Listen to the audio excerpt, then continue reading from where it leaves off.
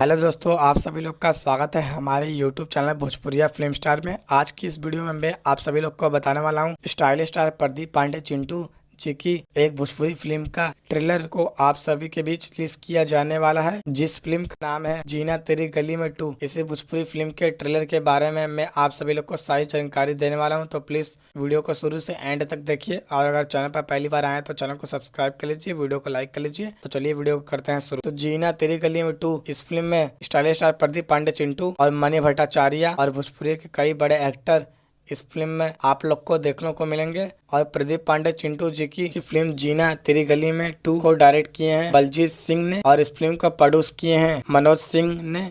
तो चलिए आप सभी लोग को बता दें कि फिल्म जीना तेरी गली में 2 का ट्रेलर कौन से यूट्यूब चैनल पर रिलीज किया जाने वाला है। तो प्रदीप पांडे चिंटू जी की फिल्म जीना तेरी गली में 2 का ट्रेलर को आप सभी के बीच रिलीज किया जाएगा आज सुबह 7 बजे एंटरटेन रंगीला के यूट्यूब चैनल पर। तो आप सभी लोग इस फिल्म का ट्रेलर को जरूर देखिएगा। और अगर मेरी वीडियो अच्छी लगी है तो मेरी वीडियो को लाइक कीजिए, चैनल को सब्सक्राइब कीजिए। मिलते हैं एक और नए वीडियो के साथ, तब तक के लिए बाय।